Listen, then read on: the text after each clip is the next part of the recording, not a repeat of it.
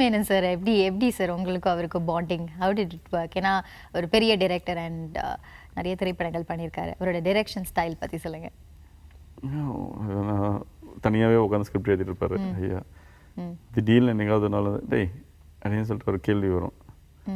அந்த கேள்வியை வச்சு நான் என்ன கேரக்டர் பண்ண போகிறேன்னு நான் டிசைட் பண்ணுறேன்.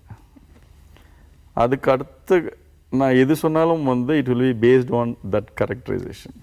கடை நான் ஏதாவது சொல்லியிருப்பேன். சரி நான் அதெல்லாம் கேட்டேன் உங்ககிட்ட இல்லை சும்மா எனக்கு தோணுச்சு நான் சொன்னேன் அப்படின்னு சொல்லிட்டு.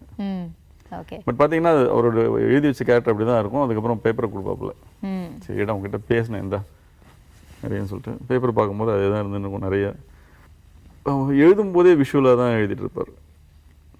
அந்த வேர்ட்ஸ்லேயே வந்து விஷுவல்ஸ் தான் இருக்கும். இங்கேருந்து இப்படி வந்தால் அந்த ஜன்னல் கிட்டே இந்த லைட்டிங்கில் விழுந்தது, ஸோ சே அப்படின்னு கண்ணை மூடிட்டு இந்த பக்கம் திரும்பி பார்க்கும்போது அந்த பொண்ணு இது எல்லாமே விஷுவல்ஸில் இருக்கும். And whatever he has written he will try to execute exact the way. காக்காக்கு பண்ணும்போது ஒரு சீனில் வந்து உண்மையிலே பயங்கர நெகிழ்ச்சியான சீன். ரியல் லைஃப்லேயே நீங்களே வந்து இருந்தீங்கன்னா அந்த சீனில் ஒரு கில்ட்டி கான்ஷியஸோட ஒரு ஃப்ரெண்டுக்கிட்ட நின்றும்போது அவன் வந்து மச்சான் அதெல்லாம் பரவாயில்லடா அப்படின்னு ஒருத்தன் சொன்னாவே சாரிடான்னு சொல்லிட்டு கண்ணில் தண்ணி வந்துடும். அந்த மாதிரி ஒரு சீன் ஒன்று கொடுத்துட்டு அப்படின்னும் போது ஆட்டோமேட்டிக்காக கண்ணில் தண்ணி வந்து கிளிசரின் போடல. ஓகே ஏய் இல்லைடா கிளிசரின் போட்டியா? இல்லை கௌதம். சரி ஓகே ஒன் மோர். மறுபடியும் ஃபேஸ் எல்லாம் ஃப்ரெஷ் பண்ணிட்டு மறுபடியும் திருப்பி போகிறோம். திருப்பி போகும்போது அப்படின்னு சொல்லிட்டு பார்க்கும்போது மறுபடியும் கண்ணில் தண்ணி வருது.